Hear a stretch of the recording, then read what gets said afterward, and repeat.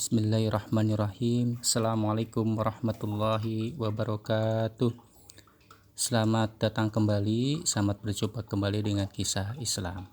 Pada saat ini kisah Islam akan membawakan sebuah kisah Sa'id bin Amir al-Jumahi. Dia telah membeli akhirat dengan dunia dan mengutamakan keridhaan Allah dan Rasul atas segala-galanya. Mu'ahrihin. Sa'id bin Amir al-Jumahi termasuk seorang pemuda di antara ribuan orang yang pergi ke Tan'im di luar kota Makkah. Mereka berbondong-bondong ke sana, dikerahkan para pemimpin Quraisy untuk menyaksikan pelaksanaan hukuman mati terhadap Khubayb bin Adi, yaitu seorang sahabat Nabi yang mereka jatuhi hukuman tanpa alasan. Dengan semangat muda yang menyala-nyala, Sa'id maju menerobos orang banyak yang berdesak-desakan. Akhirnya dia sampai ke depan, sejajar dengan tempat duduk orang-orang penting seperti Abu Sufyan bin Harb, Safwan bin Umayyah, dan lain-lain. Kaum kafir Quraisy sengaja mempertontonkan tawanan mereka di belenggu, sementara para wanita, anak-anak, dan pemuda menggiring Khubayb ke lapangan maut. Mereka ingin membalas dendam terhadap Nabi Muhammad SAW serta melampiaskan sakit hati atas kekalahan mereka dalam perang Badar. Ketika tawanan mereka yang mereka giring sampai ke tiang salib yang telah disediakan, Sa'id mendongakkan kepala melihat kepala Khubayb bin Adi.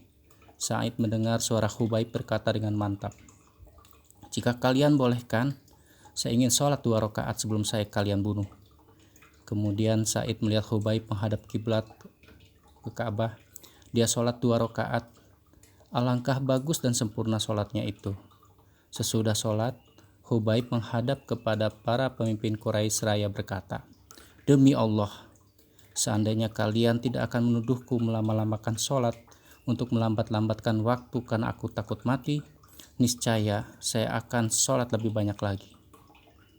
Mendengar ucapan Khubayb tersebut, Sa'id melihat para pemimpin Quraisy naik darah, bagaikan hendak mencincang-cincang tubuh Khubayb hidup-hidup.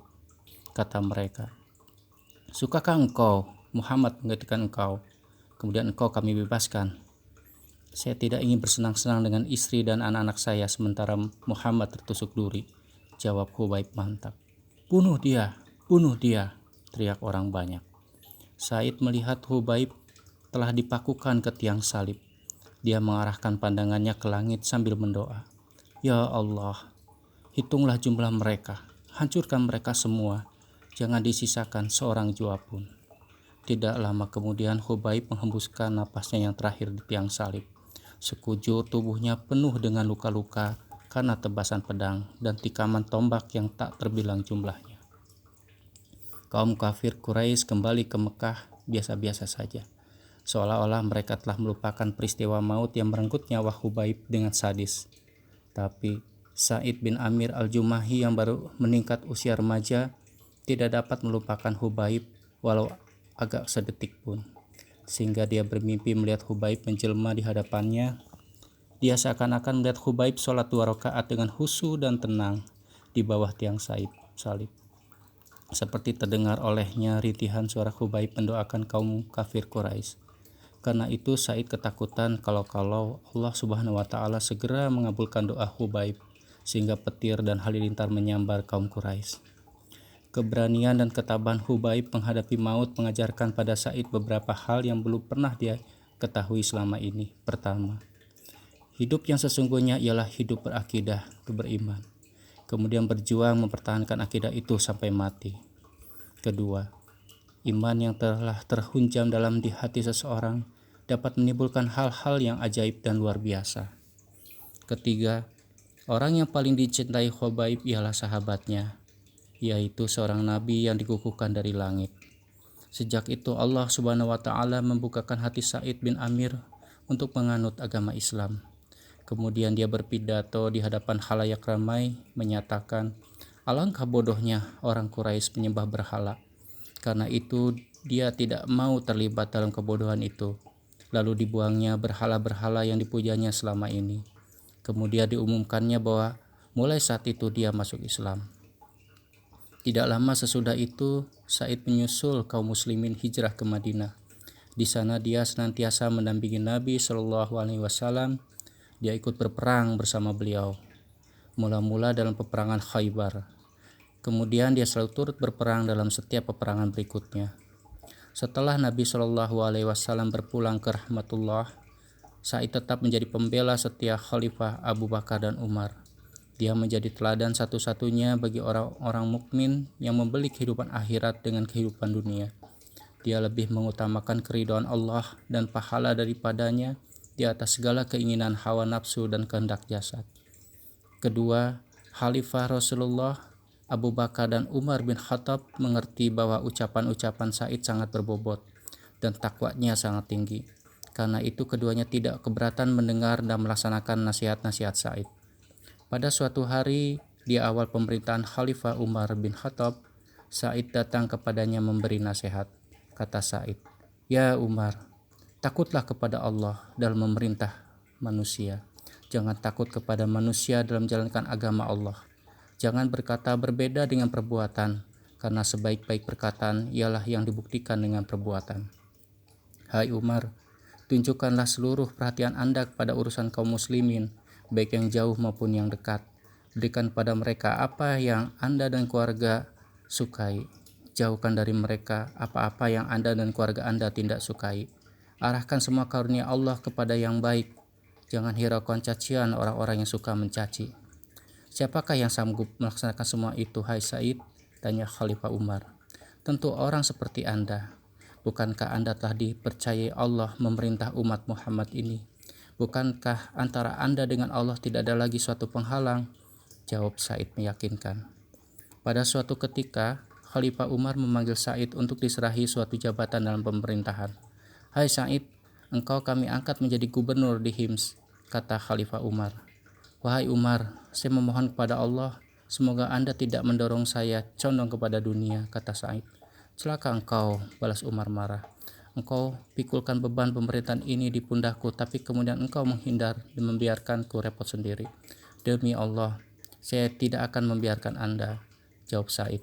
Kemudian Khalifah Umar melantik Sa'id menjadi gubernur di Hims.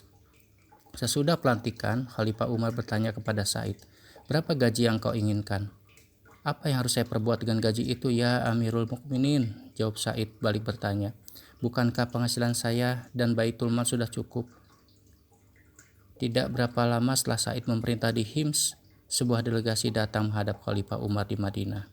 Delegasi itu terdiri dari penduduk Hims yang ditugasi Khalifah mengamati jalannya pemerintahan di Hims. Dalam pertemuan dengan delegasi tersebut, Khalifah Umar meminta daftar fakir miskin Hims untuk diberikan santunan. Delegasi mengajukan daftar yang diminta Khalifah. Di dalam daftar tersebut terdapat nama-nama si Fulan dan nama Sa'id bin Amir al-Jumahi. Ketika Khalifah meneliti daftar tersebut, beliau menemukan nama Sa'id bin Amir al-Jumahi. Lalu beliau bertanya, "Siapa Sa'id bin Amir yang kalian cantumkan ini?" "Gubernur kami," jawab mereka. "Betulkah gubernur kalian miskin?" tanya Khalifah heran. "Sungguh ya Amirul Mukminin, demi Allah, seringkali di rumahnya tidak kelihatan tanda-tanda api menyala atau tidak memasak," jawab mereka meyakinkan. Mendengar perkataan itu, Khalifah Umar menangis sehingga air mata beliau meleleh membasahi jenggotnya. Kemudian beliau mengambil sebuah pundi-pundi berisi uang 1.000 dinar. "Kembalilah kalian ke Hims, sampaikan salamku kepada Gubernur Sa'id bin Amir, dan uang ini saya kirimkan untuk beliau guna meringankan kesulitan-kesulitan rumah tangganya," ucap Umar sedih. Setibanya di Hims, delegasi itu segera menghadap Gubernur Sa'id, menyampaikan salam dan uang kiriman Khalifah untuk beliau. Setelah Gubernur Sa'id melihat pundi-pundi berisi uang dinar, pundi-pundi itu dijauhkannya dari sisinya seraya berucap, "Inna lillahi wa inna ilaihi raji'un." Kita milik Allah, pasti kembali kepada Allah. Mendengar ucapannya itu, seolah-olah suatu mara bahaya sedang menimpanya. Karena itu istrinya segera menghampiri seraya bertanya, "Apa yang terjadi, hai Sa'id? Meninggalkah Amirul Mukminin?" "Bahkan lebih besar dari itu," jawab Sa'id sedih. "Apakah tentara muslimin kalah berperang?" tanya istrinya pula. "Jauh lebih besar dari itu," jawab Sa'id tetap sedih.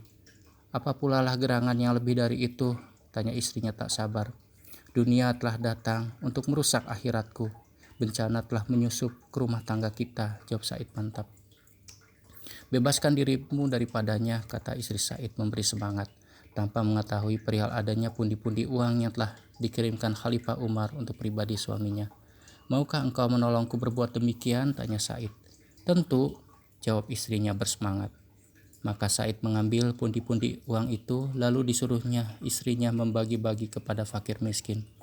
Tidak berapa lama kemudian, Khalifah Umar berkunjung ke Syria, menginspeksi pemerintahan di sana.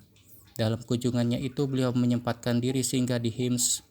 Kota Hims pada masa itu dinamai orang pula Huwaifah, Kufah Kedil, karena rakyatnya sering melapor kepada pemerintah pusat dengan kelemahan-kelemahan gubernur mereka, persis seperti kelakuan masyarakat Kufah. Tak kala Khalifah singgah di sana, rakyat mengeluh-ngeluhkan beliau, mengucapkan selamat datang. Khalifah bertanya kepada rakyat, bagaimana penilaian saudara-saudara terhadap kebijakan gubernur? Ada 4 macam kelemahan yang hendak kami laporkan kepada Khalifah, jawab rakyat. Saya akan pertemukan kalian dengan gubernur kalian, tanya Khalifah Umar sambil mendoa. Semoga sangka baik saya selama ini kepada Said bin Amir tidak salah. Maka tak kala semua pihak-pihak gubernur dan masyarakat telah lengkap berada di hadapan Khalifah, beliau bertanya kepada rakyat, bagaimana laporan saudara-saudara tentang kebijakan gubernur saudara-saudara? Pertanyaan Khalifah dijawab oleh seorang juru bicara. Pertama, gubernur selalu tiba di tempat tugas setelah matahari tinggi. Bagaimana tanggapan Anda mengenai laporan rakyat Anda itu, hai Said? Tanya Khalifah. Gubernur Said bin Amir al-Jumahi diam sejenak. Kemudian dia berkata, sesungguhnya saya keberatan menanggapinya, tapi apa boleh buat, keluarga saya tidak mempunyai pembantu. Karena itu tiap pagi saya terpaksa turun tangan membuat adonan roti lebih dahulu untuk mereka. Sesudah adonan itu asam, siap untuk dimasak, barulah saya buat roti. Kemudian saya berwudu, sesudah itu barulah saya berangkat ke tempat tugas untuk melayani masyarakat. Apalagi laporan saudara-saudara, tanya Khalifah kepada hadirin. Kedua, gubernur tidak bersedia melayani kami pada malam hari. Bagaimana tanggapan Anda mengenai itu, hai Said? Tanya Khalifah. Ini sesungguhnya lebih berat bagi saya menanggapinya, terutama di hadapan umum seperti ini, kata Said. Saya telah membagi waktu saya, siang hari untuk melayani masyarakat, malam hari untuk bertakorup mendekatkan diri kepada Allah, lanjut Said. Apalagi, tanya Khalifah kepada hadirin. Ketiga, gubernur tidak masuk kantor sehari penuh dalam sebulan. Bagaimana pula tanggapan Anda, hai Said? Tanya Khalifah Umar. Sebagaimana telah saya terangkan tadi, saya tidak mempunyai pembantu rumah tangga. Di samping itu, saya hanya memiliki sepasang pakaian yang melekat di badanku saja. Saya mencucinya sekali sebulan. Bila saya mencucinya, saya terpaksa menunggu kering lebih dahulu. Sesudah itu barulah saya dapat keluar melayani masyarakat, ucap Said. Nah, apalagi laporan selanjutnya, tanya Khalifah. Keempat, sewaktu-waktu gubernur menutup diri untuk bicara. Pada saat-saat seperti itu, biasanya beliau pergi meninggalkan majelis. Silakan menanggapi, hai Gubernur Said, kata Khalifah Umar. Ketika saya masih musyrik dulu, saya pernah menyaksikan almarhum Hubaib bin Adi dihukum mati oleh kaum Quraisy kafir. Saya menyaksikan mereka menyayat-nyayat tubuh Hubaib berkeping-keping. Pada waktu itu mereka mengejek Hubaib. Sukakah engkau Muhammad menggantikan engkau, kemudian engkau kami bebaskan? Ejekan mereka itu dijawab oleh Hubaib. Saya tidak ingin bersenang-senang dengan istri dan anak-anak saya sementara Nabi Muhammad tertusuk duri. Demi Allah, kata Said, jika saya teringat akan peristiwa di mana waktu itu saya membiarkan Hubaib tanpa membelanya sedikit pun, maka saya merasa bahwa dosaku tidak akan diampuni Allah Subhanahu wa Ta'ala. Segala puji bagi Allah yang tidak mengecewakanku, kata Khalifah Umar mengakhiri dialog itu. Sekembalinya ke Madinah, Khalifah Umar mengirimi Gubernur Said 1000 dinar untuk memenuhi kebutuhannya. Melihat jumlah uang sebanyak itu, istrinya berkata kepada Said, segala puji bagi Allah yang mencukupi kita berkat pengabdianmu. Saya ingin uang ini kita pergunakan untuk membeli bahan pangan dan kelengkapan-kelengkapan lainnya. Dan saya ingin pula menggaji seorang pembantu rumah tangga untuk kita. Adakah usul yang lebih baik dari itu? Tanya Said pada istrinya. Apa pulakah yang lebih baik dari itu? Jawab istrinya balik bertanya.